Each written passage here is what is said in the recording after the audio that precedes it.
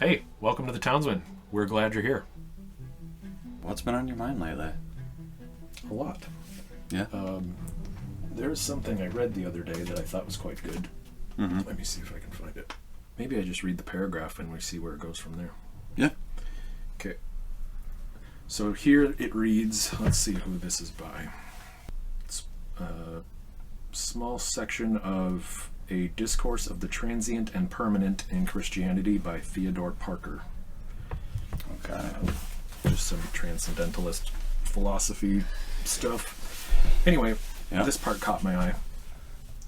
It says, almost every sect that has ever been makes Christianity rest on the personal authority of Jesus and not the immutable truth of the doctrines themselves, or the authority of God who sent him into the world. Yet it seems difficult to conceive any reason why moral and religious truths should rest for their support on the personal authority of their revealer, any more than the truths of science on that of him who makes them known first or most clearly. It is hard to see why the great truths of Christianity rest on the personal authority of Jesus, more than the axioms of geometry rest on the personal authority of Euclid or Archimedes. The authority of Jesus, as of all teachers, one would naturally think, must rest on the truth of his words, and not their truth on his authority. If that makes sense. I like that he threw the math thing in there too, because it's like, is the math more or less true because of who said it? It's like, does it work? It seems to work. Yeah. So it must be true. So I just thought that was interesting. Yeah. And it's not to write off Jesus as, right, who he was. Yeah. But it is an interesting point, I think, I think you and I've talked about that of, like, if Hitler said 2 + 2 was 4, is he wrong? Like, no, it's like, that's still right, even if, comparing Jesus to Hitler here, that's a jump. I suspect it wouldn't be the first time someone would probably do that. That's probably not the first time I've done it. Yeah, no, there's a couple trains of thought that come with that. One, I'd be curious on what he means by sects of Christianity. From what I've read, the rest of it's like, you've got your Catholics, you've got your Protestants, and then your Protestants break into all of these things and different orthodoxies and things like that. Yeah, because there's a somewhat of a misnomer, I would say, when it comes to kind of all the different denominations, and the fact that most mainline Protestant denominations agree on the essentials of the doctrines there. And so when it comes to matters of secondary importance, or I would say emphasis, right? So like the charismatics, for instance. Charismatics are very, very focused on the gifts of the Holy Spirit. True. And that's really what a lot of their, I would say, their day-to-day, their more routine aspects are really just focused on the fruits of the Spirit and the works of the Spirit and the gifts of the Spirit. Where, like, Baptists, for instance, as well, so they're more focused on your personal relationship with Jesus. Roman Catholics, I would say to a degree, they're more focused on all the sacraments. But the essential truths are the same. Now, there might be some nuance in between, but essentially they're the same. And so, because when I read about, when he's saying about the different sects of Christianity, I would suspect he might be talking about the cults as well that have, I don't know when this was written. 1841. 1841. So I'm trying to remember when Mormonism and Jehovah's Witnesses. I don't think quite yet. And even if they were around, they were very... Yeah. So maybe that's not what he was going for. He was probably going about all the different denominations, because America is rather unique in that this is coming out of a more medieval view of the church, in that, well, there was only one church, and that was Rome. And this is really a big issue that the reformers had. They kept getting into trouble because they're saying, listen, we're not trying to make a new church. We're just trying to reform it and get back to its purity, to what it was meant for, to where what happened is they were basically ostracized. They were kicked out of Rome, if you will, and then they said, fine, we're then going to be faithful with the flock that God has given us there. And that, of course, breeds a lot of offshoots. Yep. But even when you talk to a Roman Catholic who understands the essential doctrines, them and Protestants are not very far off. Yeah. For instance, for me, although I am a Reformed Baptist, right, I say that I'm Catholic, lowercase c, because that means universal church. Yeah. And so I think what he's probably talking about is all the different offshoots, and he's also bringing up a good point as well to where we're right.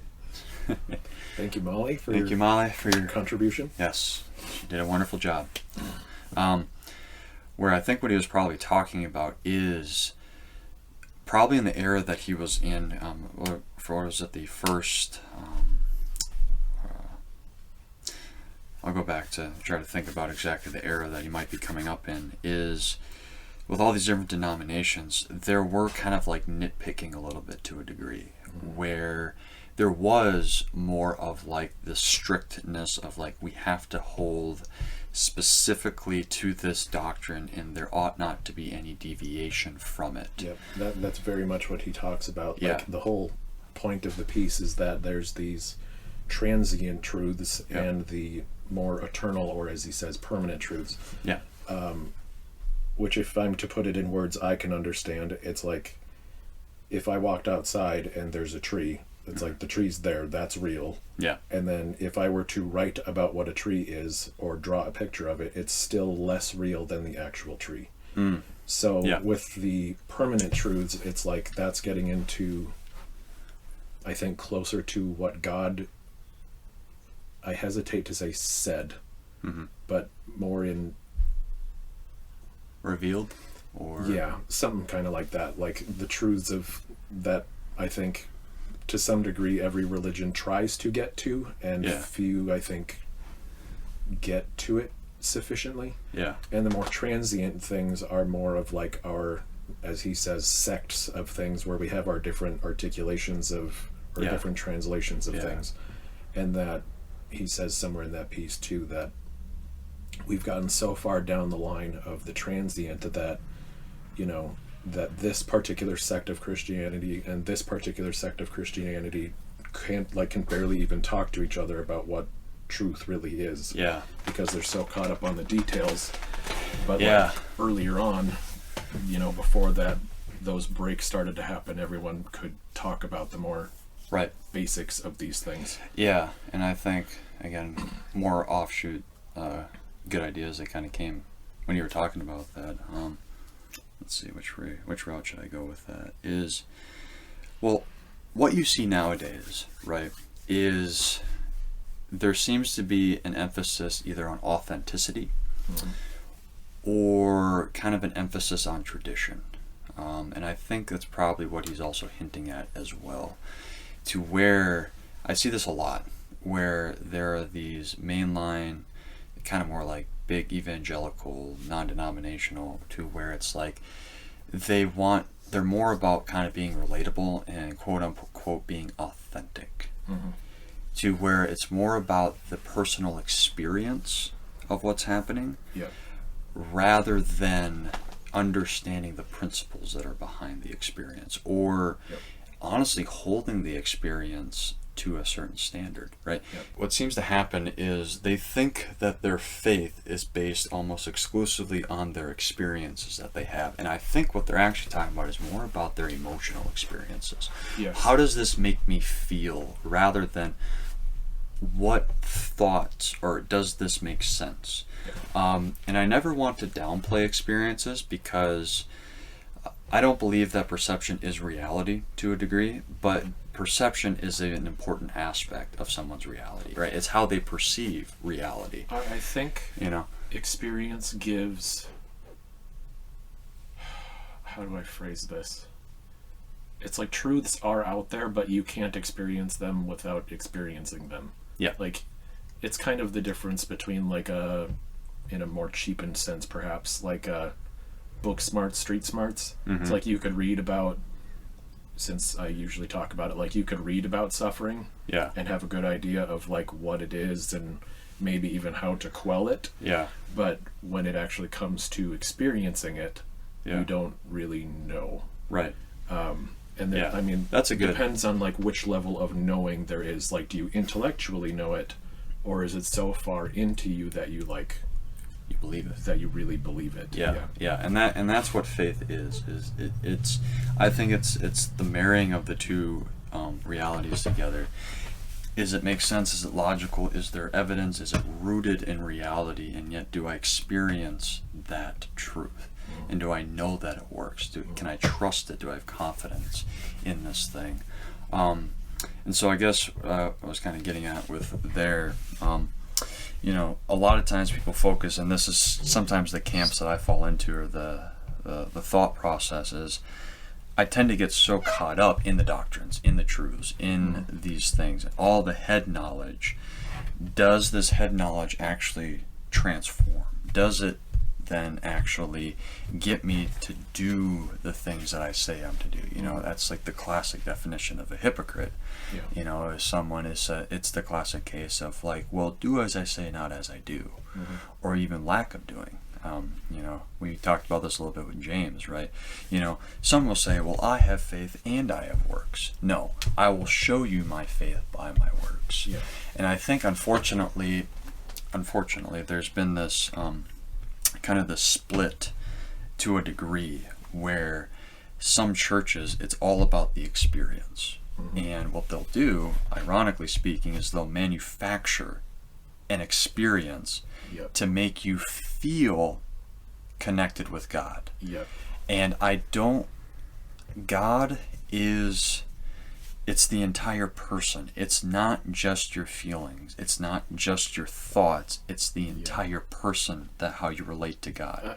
You know what I think is, and I think the atheists actually get this right, that, and hold with me here, because I'm going to say something that I don't believe is true, but at the level that most people understand it, it very much is. It's okay. I won't burn you at the stake as a heretic. But where they say, you know, like God is a crutch for people, or the opiate of the masses, I think with what God has become and what churches preach, that is accurate. Yes. That God is the little happy pill you get once a weekend. Yeah. And every once in a while with your friendships when you're talking about it. Yeah. Maybe. Yeah. He's the hippie friend you talk to from time to time, make you feel good about yourself. Yeah. So that's actually where I think a lot of like new atheism comes from, is like it's the natural balancing out of like a low God. Right. So that's my understanding of it. So I can sympathize with them to some degree of like I was an atheist for a while, and I was a very fired up and angry one, because it's like, this is all bullshit. Like, this doesn't hold water. This doesn't work. Yeah. The church I learned, or the God I learned about coming up as a kid, was not high enough to, you know, like the sufferings I've been through were more powerful and very easily overcame that conception of God. Yeah. So it's like, this doesn't seem to work because this seems way more powerful than this. We need to figure something else out here. So I had to like reject that. Yeah. And then spend a little time away from that, and then through perhaps I could have made better choices to eventually come to this understanding. Yeah. But you know, maybe I couldn't have. But you had to come back and realize that there's something. They were at something, but they weren't quite there yet. It wasn't fleshed out enough. Right. Yeah. Like, and going back to the piece there, I think they were so caught up in the little bit of, well, like you said, that at the time in 1841, roughly, they were so segmented in this, you know, there's this particular sect of Christianity that's fairly separate from this one, which is fairly separate from this one. Yeah. And we've gotten further down the line now where, like, we've now, how do I say this? So perhaps in the, like, when this piece was written, it's like the branches of the tree, and they're still distinguishable, but now we're past that point where now we're at the very, very ends of the branches, and it's leaves, and it just looks like this kind of foggy mess. Right. That we're losing sight of the roots. Yeah. Like the base of the tree where this is all kind of matters, like where this is all real and no, I think that you're makes sense. No, I think you're absolutely right. It's because we went to the same church and so experienced a lot of similar things. There were a lot of things that they said that I just they kind of took for granted that we know what they were talking about, right? It's like, hey, it's all about just loving Jesus and having a personal relationship with Jesus. Just like, but right, no, right, but who is this guy? Yeah. Why should I care about him? What has he done for me? Who is he? Yeah. All these questions that it's like when you're getting to know someone, right? It's not like, like in relationships, right? There's sometimes like, oh, I think you two would be really, really good together. They just kind of throw each other together, like, oh, you guys are going to be great. And they kind of like, forces upon like, oh, yeah, yada, yada. I'm just like, no, hold on. Yes, have the personal relationship with Christ, but who is this guy? Yeah. Why does this matter? Yeah. Why should I give a rip? And it was focused more upon how Christ related to us. Mm-hmm. And there was a missing aspect of, he is Lord. Mm-hmm. He is seated at the right hand of God the Father. Yeah. He is King of Kings, Lord of Lords. Yeah. He is fully God, fully man, truly God, truly man. The gospel is Christ. Mm-hmm. It is him in his entire being. And so I think what happened is we were told to be friends with him. And we thought we knew what that looked like, and we tried pursuing it and what we looked like. And the church that we came from, it was like, hey, make sure you go to church, right, and hear some really good songs. Have the smoking, kind of have that feeling. Yeah, the show, right? Raise your hands, and just speak the matters of your heart, and make sure you get coffee at our little coffee shop, and like very relatable things. And that's fine in a safe environment, right? It's like if you were to domesticate an animal, right, and domesticate them so much, but then they run outside of the farm. Yeah, it's a comfortable God for comfortable people in a comfortable space. And then when you finally get out in the real world and you realize, no, this God that I was told about, which I think is the true God, we weren't told enough about him. To where there were so many questions that we were getting poor answers for.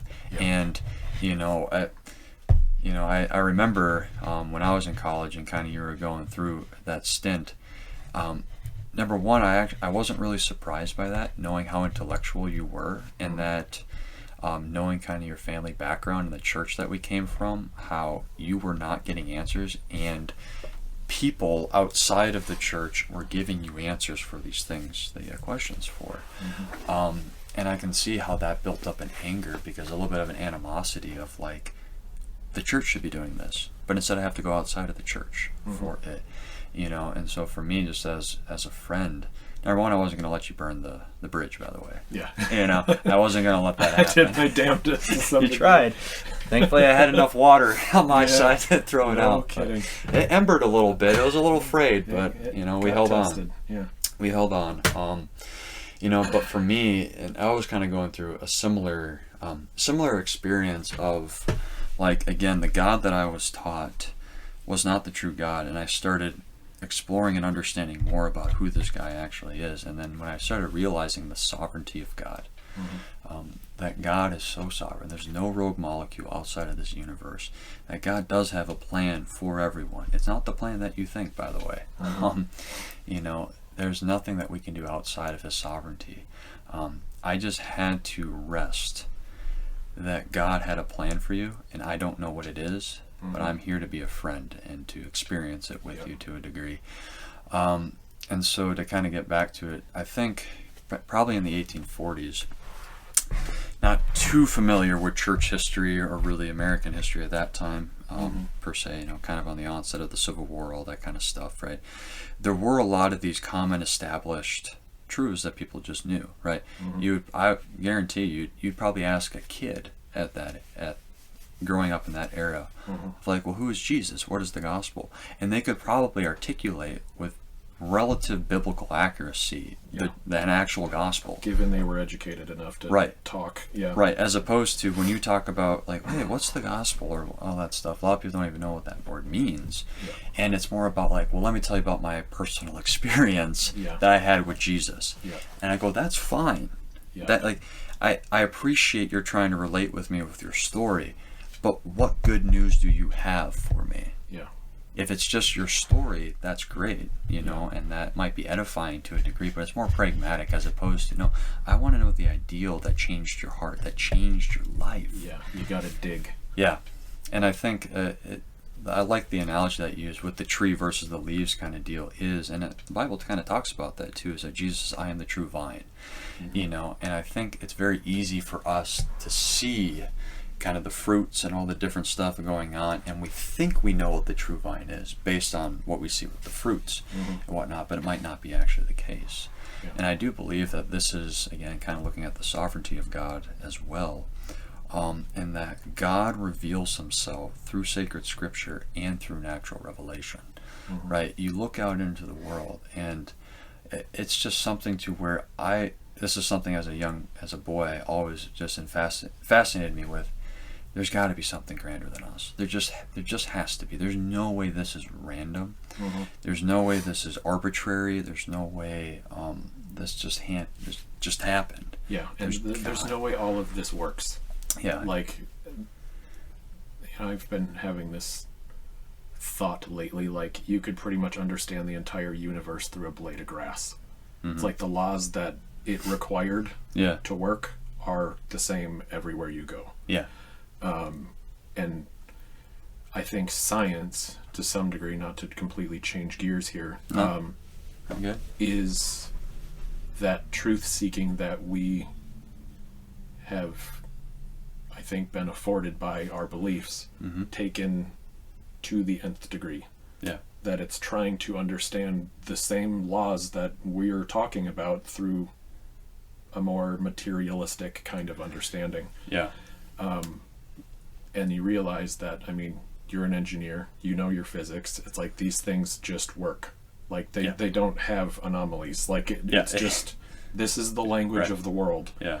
And what we think are anomalies are actually probably cases that we didn't get the full picture. Like we observed a part of the situation. We didn't see the full picture. Like, oh wow, there's no gravity at this one spot.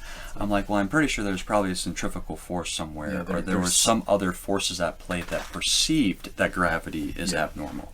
Right. Yeah. So that's kind of my understanding of God. It's not like this pantheistic everything is God.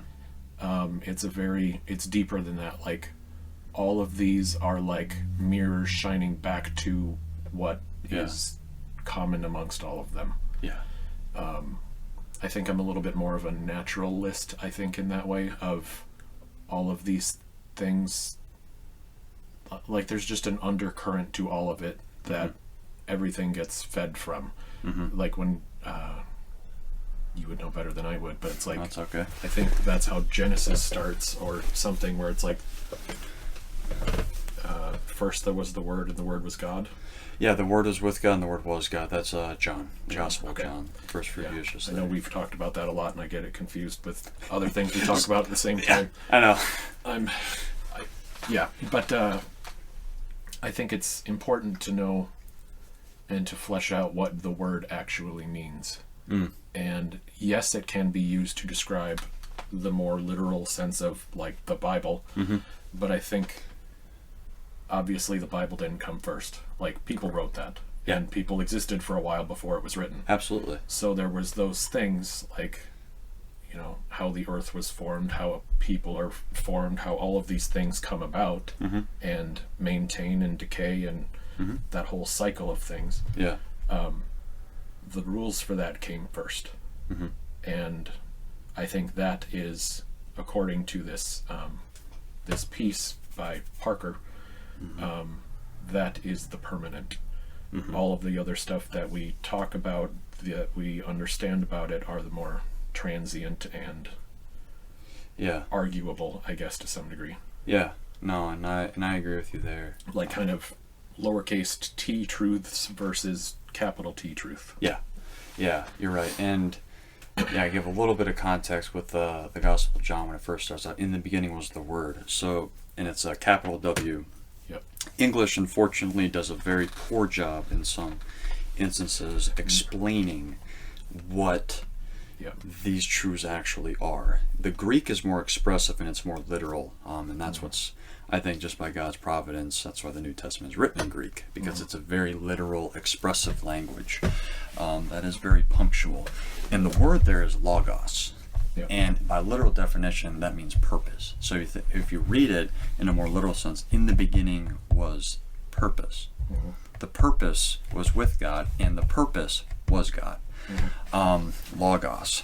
And so I agree with you there. And this is true, even though as a Reformed person, right, sola scriptura, I believe that Scripture is the ultimate authority in matters of faith and conduct.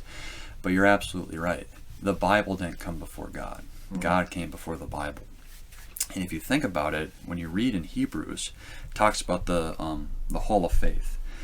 There's a really interesting part in there after the first couple of verses in Hebrews 11 where it talked about Cain and Abel, and that it said by faith Abel gave a sacrifice worthy and Cain did not. Right? Where did that faith come from? Right? This was before the laws of Moses came about, where the laws of Moses write out pretty explicitly what is considered a worthy sacrifice: a lamb without blemish, or 2 turtle doves, things like that, right? Yep. But Abel, in faith, gave a sacrifice worthy to God before the law of Moses was even given, right? And this is where, as Reformed, you're justified by faith. Paul talks about this, and that a Gentile who does not have the law, but he lives in accordance to the law, he is justified. And so again, the Bible, I just believe, is the ultimate authority in the sense that it is the divine, inspired Word of God. Was it all of Paul's thoughts when he wrote it down in Romans? And yes, it was all of his thoughts, his writing style, his techniques, all of that. But I just, in faith, believe that it was divinely inspired. And so I agree with you there. There's some offshoots of fundamentalists. A lot of people know about the fundamentalist Baptists. These are the ones that it's like, well, you can't dance. Can't dance, can't drink. Yeah, can't drink, all that tattoos. Kind of stuff, right? All that stuff. And for me, I don't really identify as a fundamentalist in terms of like the strict sense. Yeah. But when I say fundamentalist, it's like I want to be true to the fundamentals, right? Kind of what we were talking about, the capital T versus the lowercase t's. Yeah. But I just think what happens a lot is we take a lot of these things for granted. Just look at education, right? It's just what education is indoctrination. It is indoctrinating children in particular, right? Even though I think you should be a lifelong learner in truth, right? Yeah. The purpose of education is to indoctrinate people into truth. And this is where you're seeing nowadays is you have this rampant heresies and untruths, non-truths that are considered infallible, that you cannot challenge, and that's what we're feeding kids. And it's like, well, no wonder why we have such confused generations, and this has been going on long before even we came about. And so I agree with you in that we have to remain, or we have to keep the Scriptures in light of what its intended purpose is, that all Scripture is God-breathed and is profitable to a man for correction, for reproof, for training in righteousness, for godliness, so that a man may be equipped for all good works, right? The Bible doesn't give you the particulars about how to build a coffee table, right? But it does give you principles in that you have the laws of physics. There's got to be a lawmaker. Do all things for the glory of God. It doesn't speak in the specifics, but I think it's helpful. And it sounds crazy, and I would be very hard pressed, but sure, you can be a believer apart from Scripture. I think early on that's all you could do. Yeah. So. Yeah, and I think, well, one aspect too, like with Adam and Eve, the reason why they didn't need the Bible is because God was right there. Like, it was physically present with them. The Word was already with them. It did not need it. But now, because God is holy, he cannot dwell or he cannot associate with sin or with fallenness. There was that separation. But yet, even amongst our fallenness and our sinfulness, God still speaks to us. Yeah. And this is another kind of knock on some sects of Christianity, in that, again, it's the personal experience that I would say that they trump the scriptures. Yeah. And I don't think that's safe. Yeah. I'm kind of more of a what's it called, a cessationist, where it's like I believe that the supernatural works of the Holy Spirit, other than regeneration and rebirth, have basically ceased. And the reason why I lean in that position is because it is extremely dangerous to follow someone as like, listen, I had a dream. Mm-hmm. Jesus came to me in a dream and he said I am to do this great thing. Yeah. Every cult starts that way. Yeah. Well, and I think, and that's basing things off of some form of emotion, mm-hmm. which I think has its time and place. Mm-hmm. But a thing I've often used, and I've heard it from other sources, so I'm not coming up with this, but where that goes wrong is, picture someone's having a panic attack, mm-hmm. and they think they're having a heart attack, so they go to a hospital, go to an emergency room, mm-hmm. and say, doctor, I need you to defibrillate my heart. If they do that based on this person's relatively uneducated opinion, and they're going off of their feelings, they're going to kill the person. Yeah. Now the doctor, hopefully well educated and not certified, particularly susceptible to the emotional whims of his or her patients, mm-hmm. Will be able to hear what they're saying, see what's going on, and deduce that no, you're in fact not having a heart attack, you're having a panic attack. Yeah. Let's do what we need to do to solve that. Right. And I think that is, I think, a good test for our own emotions. Like, okay, back up a little bit. Mm-hmm. I trust that my emotions are trying to tell me something that I need to know. Mm-hmm. I see you mentioned earlier before we started recording that you see your emotions kind of as a thermometer. Yeah. I see mine like spotters. Okay. That's like, I'm the one that has to make the shot here, but I trust that you guys are seeing something that I might not be able to see yet. But that I am, at least in my own experience, in my own personal experience, I don't mean that like trust my experience. I'm not saying I'm the ultimate authority to my emotions, because I'm not, that's leaving out God, but mm-hmm. for the sake of the matter, with my emotions, I'm the ultimate authority of like, okay, I see what you're seeing, I can interpret that to mean something real, mm-hmm. and then take my shot. Not just emotion sees this, take a shot at it, don't have to it's like sympathetic fire. Like, things are going on over here, I'm just going to start launching rounds. Bad idea. Don't do that. We see that on the news. That doesn't go well. No, not at all. So that's kind of what I see my emotions as, and I think that's mm-hmm. a useful, I guess, litmus test for them. Yeah. And same thing when it comes to, like you were saying, in more religious terms, when someone comes to you and says, I've got this, I've had this dream, I've had this vision, it's like, yeah, let's look into that a little bit before we just jump on board. Yeah. It's like, this has to be tested against something to make sure it holds water. Right. And that is really, again, a defining difference between what I would call historical Protestantism and Roman Catholicism, in that Rome has the three authorities, mm-hmm. and so there's actually this weird movements that's been happening for a while. They're known as charismatic Roman Catholics. Rather strange, but how do those two realities work together? But no, with Rome, right, it's like, as long as the Pope's okay with it, as long as tradition's okay with it, and the scriptures are okay with it, you can do it, or it might be valid. But as opposed to, for the Protestants, historically, it was everything is held in light of the scripture. And so first, you have to know what the scriptures say, and you have to be articulate in understanding of what it actually says. Yep. And again, we were talking about this earlier, right?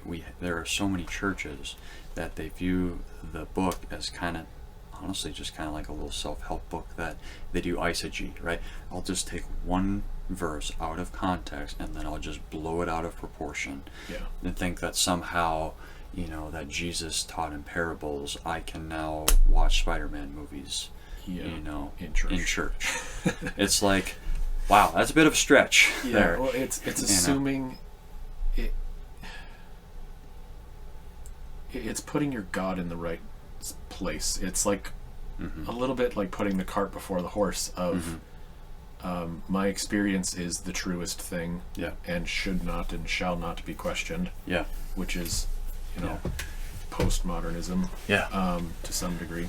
But even they wouldn't agree that there is truth in experience, because truth doesn't exist at all. Okay. It's either my truth or no truth. Okay. It's like you can't have your own truth because there is no truth. So it's just a self-eating ideology. Anyway. And it's... I don't need to go down that rabbit hole. But it's... The church now has turned into I don't know, like Roman Catholicism, or Catholicism in general, has its three doctrines, and Protestants usually, or its three authorities. There you go. Protestants typically have one, but now it's like, where Protestants used to have the Bible as that main authority, now other people have bastardized Protestantism into having now their main authority is their own experiences, their own feelings, their own, which I think is important to have. It's important to have that in perhaps Protestantism. If the Bible is your base, it's maybe good to have your experiences above that, not above as a higher authority, but it's rooted. There's still personal experience as part of it, as necessarily part of it, but it's like your experiences, as we talked about with the panic attack thing, they're not wrong, but they're misinterpreted. And I think the Bible serves as that thing of, does this work? And also as well, I mean, the Bible in and of itself can't do anything, because at the end of the day it's just a book, we've had that conversation. At the end of the day it is just a book, but it's speaking truths, and again I believe in the divine inspiration of it, and that it's really the Spirit that does the work through the Word. And again, the analogy that you used with the doctor and the panic attack as well, right? And I think what Jordan Peterson talks about this too a little bit is if somebody comes to me with a problem, I'm not here to be empathetic in the degree of I validate their false premise. You're not there to see that they're in a hole and then dig yourself one too, just to be like, hey, I know what it's like to be in here. Right, and they just kind of, you try to get them to just be comfortable in this hole, when in reality, no, you're supposed to get out of the hole and experience life. And then, of course, they also do this self-medication as well, which I think is also basically what they're doing is just getting people high. They're just basically getting their bodies to make them feel good for a period of time and become dependent upon these physical responses that you can use through drugs. Which is why I basically said the whole, church nowadays, or the bastardized version of God, is just a happy pill. That's all it is. Which it's crazy in how there are these Brave New World. Talks about that. What's that called? I forgot the material, or the drugs that they gave everybody freely. Might come to me, right? But it's just that's what it was. It was, I think what the book was hinting at is, you have these world controllers that are manufacturing these paradises, and they basically keep people sedated their whole lives, and they're like, listen, it's this hedonism of your feelings, your desires, your passions are the supreme authority, and that you dare not question them, you dare not have any self-control, or how I see it more as a Christian, right? It's there are these desires that God has given us. They've been perverted because of the fall, but what God does in His divine providence through the Spirit is He redirects those desires rightly and what they were meant to be for, right? Sex is not a sin in and of itself. It's a sin when it gets outside of its context. Yeah. Gluttony, right? It's okay to eat a good meal, but when you start worshiping food, and that's why I believe it says that you should fast, right? Is to keep your body in check. That man does not live off of bread alone, right? But he lives on the very. But he still needs bread. He still needs bread. Yeah. It's like, listen, Jesus fasted 4 days and 40 nights in the wilderness. I mean, I could barely fast for 24 hours, and I've tried doing that before. Like, imagine doing that 40 times over. I'm like, how in the world? Maybe I'm missing some euphoric, maybe missing some more spiritual depth at the end. So, working on it. All right, I'm still a growing young boy. But it's, what was I getting at here? It's like, you cannot question your feelings. You cannot question your emotions. You cannot question, like you were saying. And dare somebody question it and actually say, I have something better for you. This is, I mean, we got another offshoot to an offshoot. I don't know where we are in the map anymore, but we just keep rolling with it. Or somewhere, right? There was a shift in public school student-teacher conferences, right? Historically, what it was is that it was an opportunity for the parents to interact with the teacher, right? To help the teacher or help the parents get a picture of how their student or how their child is doing with the perspective of the teacher. And what it was is that the teacher in the position of authority would give an honest assessment of how your student is doing. And if your student was doing poorly, the parents would be like, thank you, discipline, right? And like, what can we do to get him on track to get him better? But I remember growing up in the 2000s and whatnot, there was this shift of helicopter parenting to where the parents were the authority, and the teacher was like, you dare not question my perfect little Jimmy. Jimmy's perfect. I'm like, no, Jimmy doesn't know how to tie his shoes or know how to write properly, and he keeps pulling on these girls' hairs in class, right? But the reason why he gets away with it all is because you think he's perfect. When he needs to get spanked. He needs to get disciplined. He needs to get back on track. And I think this kind of is blown out even more to where the church now, unfortunately, is seen as, people go into this church with this kind of materialistic, capitalistic mindset of like, what can I get out of church? What can they do for me? As opposed to what the Bible says is that you are to serve the church, you are to love the church, you are the body of Christ, you are to care for the orphan and the widow, you are to give generously, you are to live sacrificially, not to the point to a fault, right? But it's like, you are meant to be giving yourself to love your neighbor as yourself. And that has also been perverted. I've heard people say this, like, well, in order to love my neighbor as myself, I first have to love myself. That is the exact opposite of what it's saying. It's saying you naturally love yourself. You don't even have to work at that. But what it's saying is that very same vigor and instinct that you have for loving yourself, you are now to love your neighbor that way. C.S. Lewis said it, I just rightly, in that the problem is that we don't have such high standards. The problem is we have such low standards of love, affection, and whatnot that we get the cheap thing. And in addition as well, his definition of humility, which I like, it's not, you don't think less about yourself, but you just think about yourself less.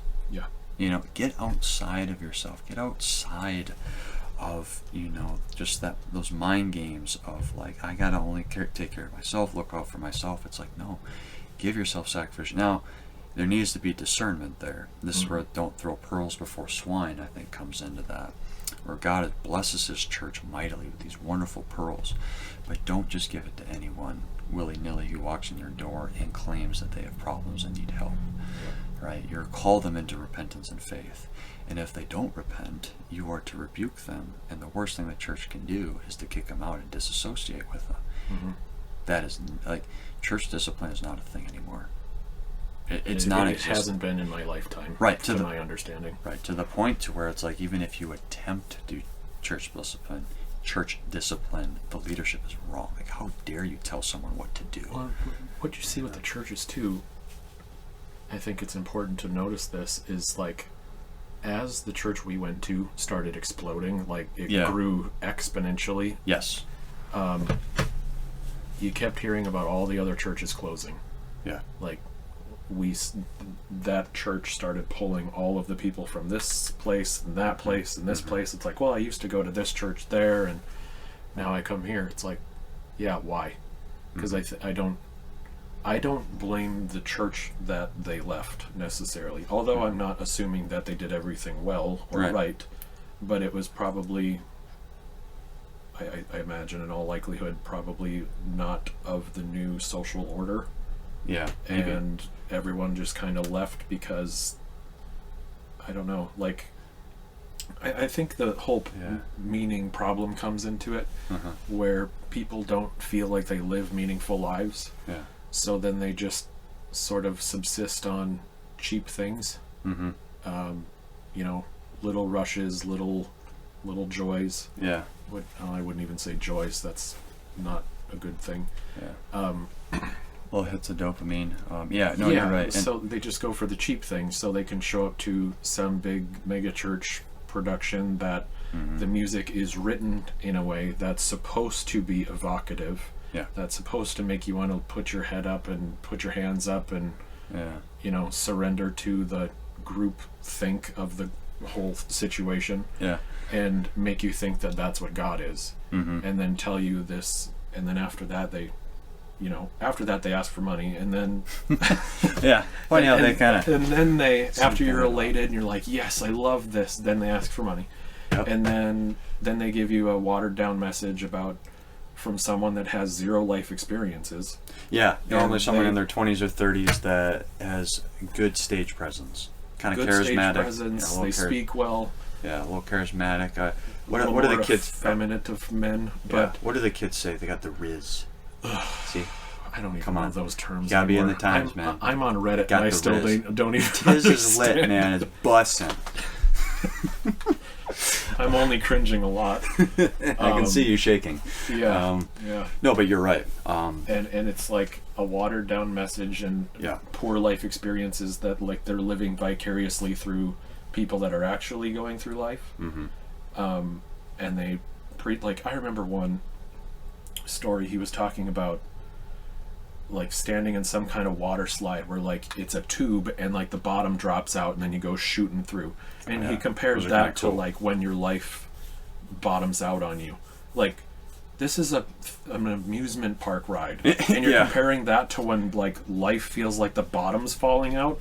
Like, this is not the same thing. No, like, this is, I got so angry at that message. I'm like, I bet, I cannot believe you just equated those things. That you're, you know, the thing you spent $60 a person to go jump in a water tube, like, that's suffering now. Like, that's your level of understanding of reality. And I think it speaks to, again, the meaning problem. It's like, even the pastor has it, that they don't have any meaning in their life, and neither does it most of the congregation.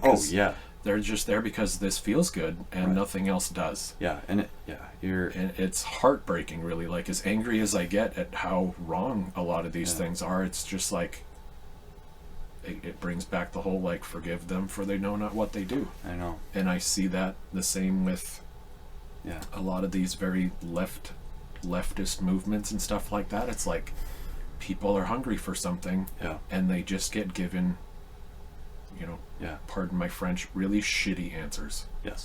You know, it's very just much so. It's too bad. And I think that is, so we can talk about it because it seemed like a natural direction to now. That's the importance of this project. And here we are, finally actually doing it. Doing part of it, It's like, all right, we're making moves. Making progress and getting things getting things going. And I think this could be, even for two people, I don't care. I'm not trying to play the same losing numbers game, because I don't think that works. I have enough faith in the truth that it will speak for itself and stand on its own accord. That if we are able to capture its essence and share it carefully, it will do the work itself. It has nothing to do with me, it has nothing to do with you. It has nothing to do with us per se, other than we just need to share the message. Right. And be very, very careful about it, because we're in like, everything's a minefield at this point. Like, no matter where you step, it's going to blow up, and it's not just going to blow you up, it's going to blow like your whole system up. Then you get canceled, and yeah, I hope I get canceled. It's like a badge of honor. It is kind of like a badge of honor. Yeah, it's like, how many times you can cancel? Yeah. Not that I'm shooting for it. So I think it's a stupid thing to shoot for. But, yeah. But like you said, I mean, and a little bit of a dare I say caveat.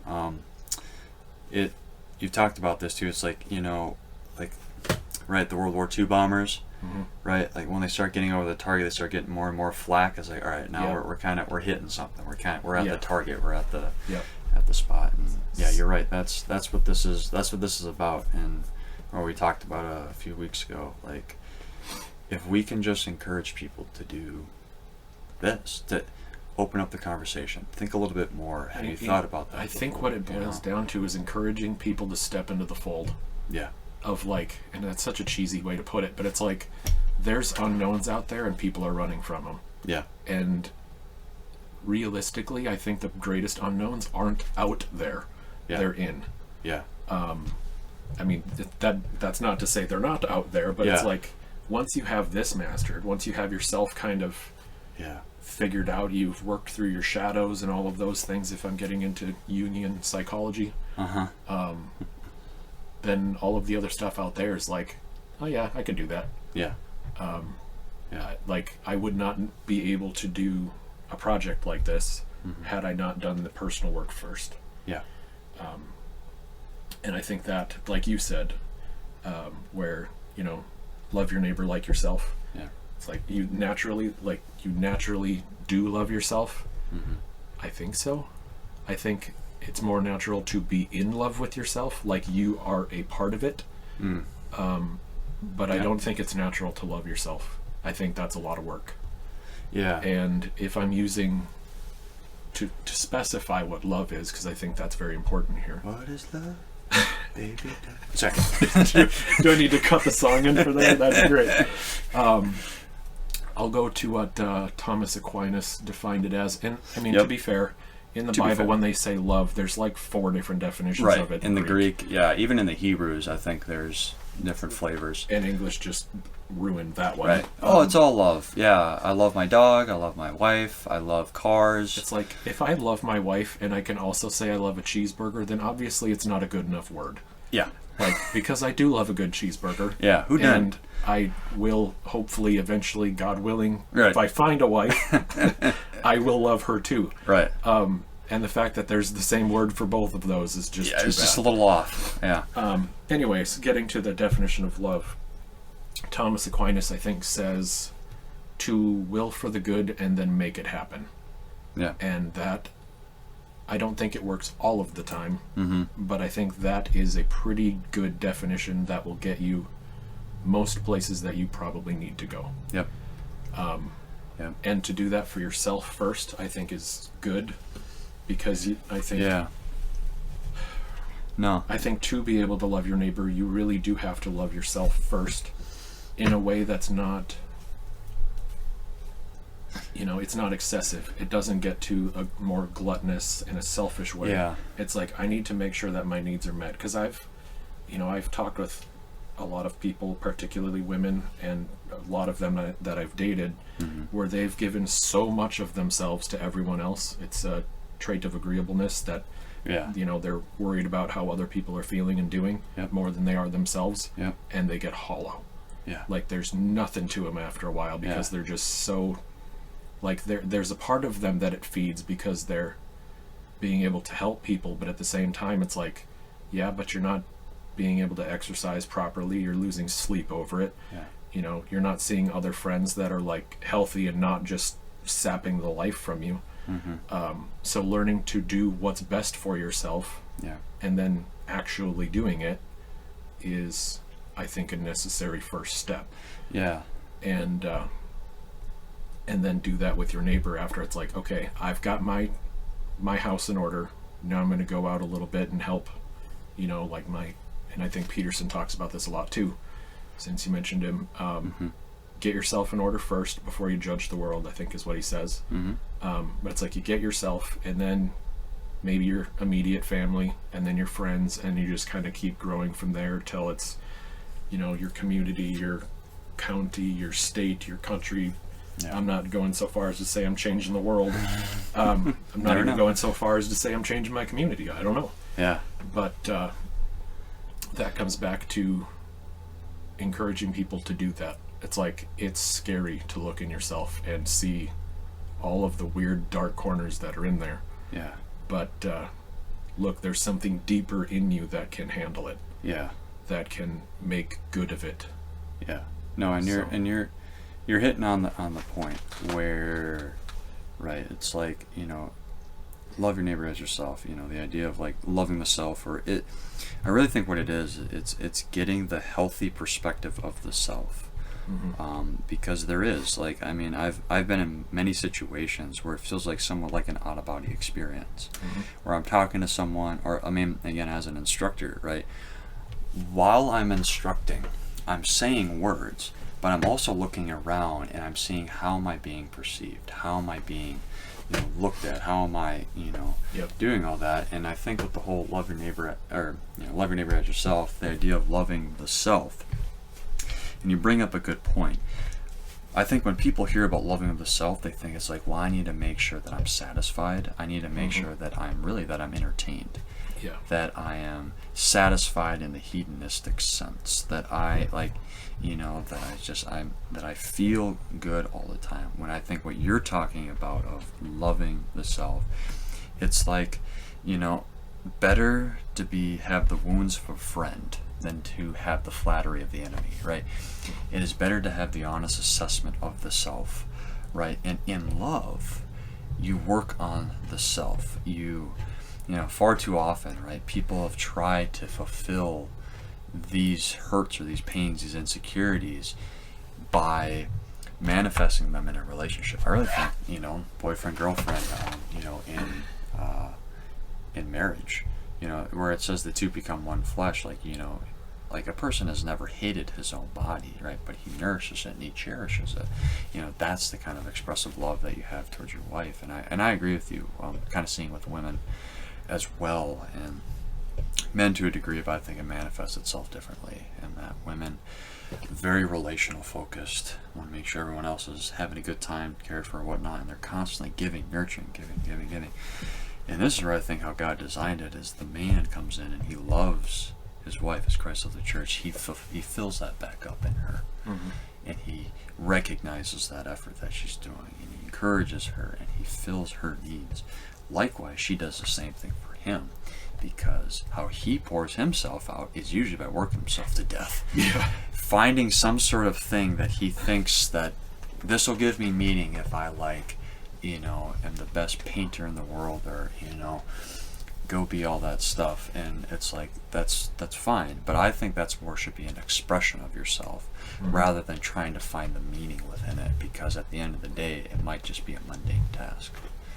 You know, and yeah, that's what's gonna be cool about this this project, this, you know, whatever we're trying to shoot for here, is we hope that we can encourage other people to do the same, and we hope that it's edifying to a degree where we get people to think a little bit deeper, challenge them out a little bit more, examine, you know, doing the hard work, examining themselves a little bit.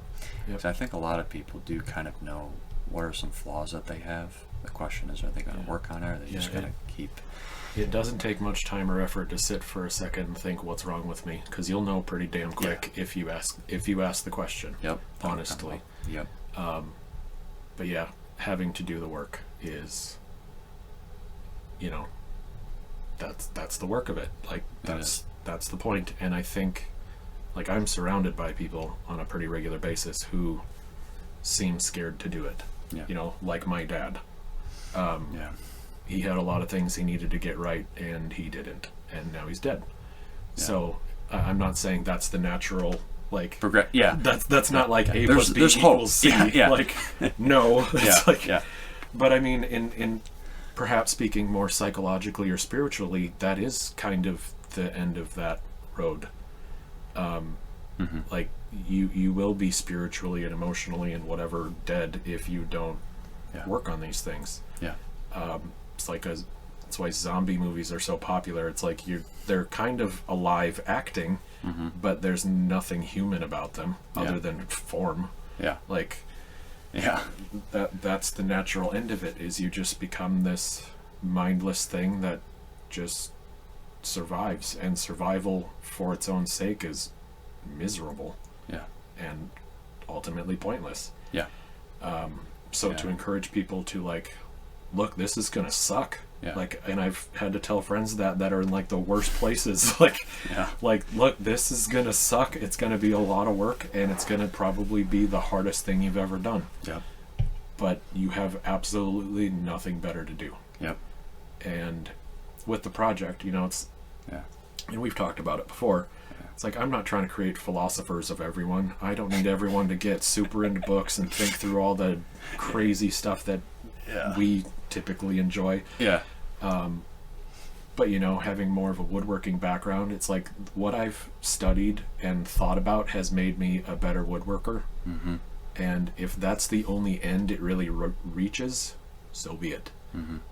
If us saying what we think and trying to share truth in our capacity to do so, limited as it might be, if that just makes someone who's a mechanic be a better mechanic, great.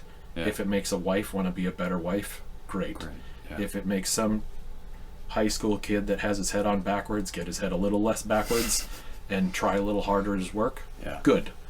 It's like, this isn't some call to righting arms. Like, the world doesn't really need a whole lot more like, here's what I think, and we don't need more freaking influencers. No, like, no, we do not. We don't need that. Listen. If you think that your career path, that your profession is going to be an influencer, I want to sit down with you and we're going to have a serious discussion. Yeah, it's like, and if you think you should be an influencer, which, I mean, to some degree is kind of what we're trying to do. Yeah, I mean, sort of influence, but it's not. Yeah. It's not coming from an ego. Yeah. Narcissistic place. Yeah, like emulate me. Look how great I am. Yeah, it's like, I don't care if my name's out there. Like, probably gonna use a fake name anyway. Yeah. I don't care if people know what I look like. I don't care if people know who I am. Right. To some degree, I kind of prefer they don't. Yeah. But because it's like, I want to be able to articulate what I think and what I believe enough that it stands on its own, and that comes back to what we started with this piece here of, do the truths stand on their own accord? And I have enough faith in the truth that it will. Yeah. The only reason that this project can fail is if we don't do it right. Mm-hmm. If or if we quit, or if we whatever. Yeah. It's like, it will only fail if we do a bad job. Mm-hmm. Because otherwise it can't. Yeah. That's how faithful I am to the truth, that it's got what it needs to last. Yep. And whether it's, the truth will set you free. Yeah. And and whether it's us that help people understand it or not. Yeah. I mean, the truth doesn't really need us, but it does, I guess. It doesn't. We have the privilege to work with it. That's, I mean, the evangelist, right? Particularly as a reformer, as a Calvinist, they're like, well, why would you ever evangelize? Why would you ever do that? If God is so sovereign, it will happen regardless. I go, yeah, but God has given me the privilege to work alongside with Him. Mm-hmm. And it's a privilege to do so. It's an enjoyment. It is, and I think it's also a duty. Yeah. I don't have a Bible verse for it or anything, but it's like, I think the burden of being able to see is having to speak. Yeah. It's like, look, I see something, and I'm not sure that everyone else can see it. I know other people can. I'm not special. Yeah. Like, even everything I write, it's like, I'm not writing it because it's some grand thing that came to me. It's like, look at my room. There's 1,000 books in here. It's like, none of the things I say would stand apart from anything in here. Right. Right. But it's the duty of the people who, if I am presumptuous enough to say that I can see, it is our duty to share that knowledge. Yeah. So. Yeah, and yeah, I agree. A couple final thoughts that I had as you were talking about those things. Like, one, there are some situations that you got to just push through it, right? You know, for instance, in the airborne community, right? You do not hesitate at the door. Yeah. You got to go for it. You got to push through it, you know, regardless of how scary you think it is. You know, you just got to trust your equipment and push out the door. Or trust going your equipment, through it. trust your training, Right. and go. Right. Go out the breach, right? You know, as an engineer, you do not hesitate in the breach. If you hesitate in the breach, you die. Yeah. You and everybody else Right. does. Yeah. And you become a roadblock. That's not good, right? Yeah. You know, so there are some instances that you got to do that. And in light of that, you know, no matter who listens to us, maybe it's no one, maybe it's a few people or whatnot, I want to encourage people to understand that they're not alone. Yep. Right? I have met a few people like us who they feel so alone because they have these, what people would deem as radical thoughts, that they're willing to question things, that they're willing, you know, to put in the hard work, that they see what everybody is doing, they see that it's a bunch of crap, and they want to go, and they think that, no, this is the better option. And yeah. I just want to encourage them in that. And like, again, we're not here to, you know, be up in arms. We don't just want to be anti-woke, anti-liberal, anti-all that. You know, yeah. We don't want to be the what I see, unfortunately, a lot of conservatives are to a degree, where it's like, you know, well, the left said this, therefore I'm just going to be the exact opposite. Yeah, their only position is in opposition to whatever. Exactly. We've talked about that Yeah. too. It's like, I don't want that to be our position, Right. which I've articulated out as like, I don't want to burn bridges. Yeah. I want to build lighthouses. Yeah. I think that's symbolically speaking exactly what we should do. Yeah. And it's evolved a little bit of an idea of like, I used to very much cherish the image of like a stone in an ocean. Like, it doesn't matter how the waves crash or the rain comes or the winds come, that stone doesn't move. It's like, yeah, but it's a stone. Like, ships crash on that and it kills people. Yeah. Like there has to be something more useful than that. Right. So let's put a tower on it. It's like, yeah, well, a tower can be seen from a little ways away, but when it's rainy and it's cloudy and foggy, you can't see it. That's what lighthouses are for. Put that lighthouse. It's like, look, we have tried to do the work to get up this shore, and we know how dangerous it is. Yeah. I want to warn you to it. Yeah. So there's you know, there's people out on the ocean, and I'm not trying to get super cheesy and nauseate. It's a good picture. Nauseate people that listen to us. It is a good picture. Like, I like lighthouses the picture and that's crashing oceans. Like, maybe get away from reading Ernest Hemingway, but or not. It's or a not. classic. It's good. It's a classic. But it's like, there's people out there that are lost, that are confused, and not on easy waters either. Yep. It's like, it's rough. They've been given and they feel like, where the hell do I go? Yep. And I think that's the point of the lighthouse, is like, this way. Yeah. You know. Amen. Like, warn people away from this and maybe draw them to something else. Like, there is truth. It can be articulated. It can be practiced. You can know it. Yeah. Yeah. Yeah. And I'll close with this because it reminded me pretty vividly, the Apostle Paul.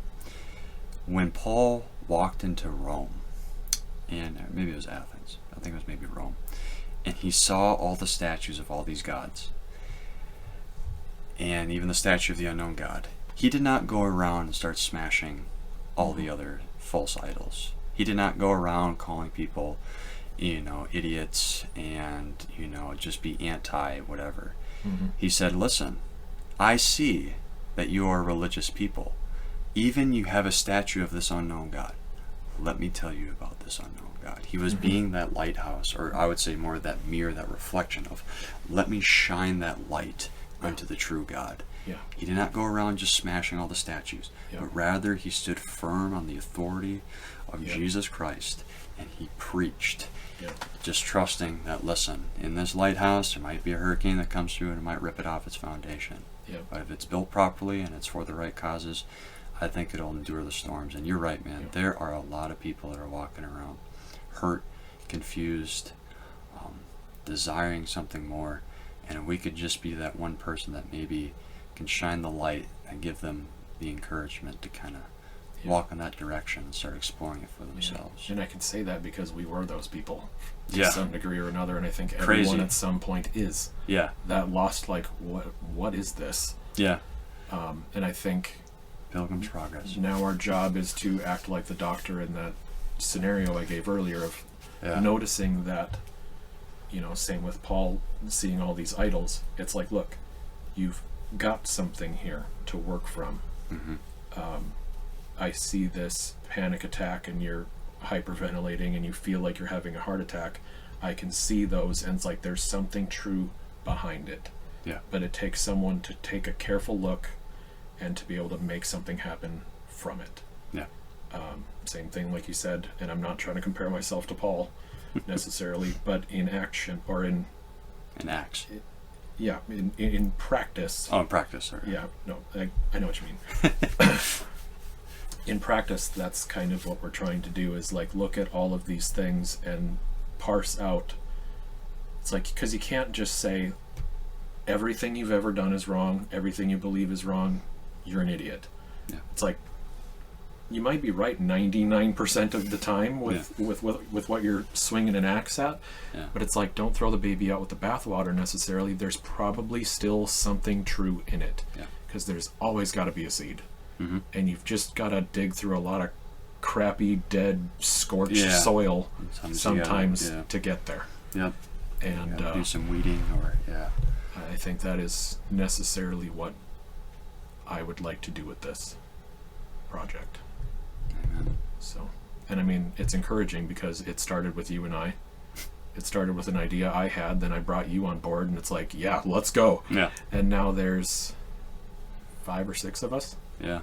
And I'm not trying to like get everyone in on the ground floor of like, we need 1,000 people to write this thing. It's like, no, I like it small. Yeah. But it's like, it's good to know that there's people out there that are like, yeah, I kind of see that too.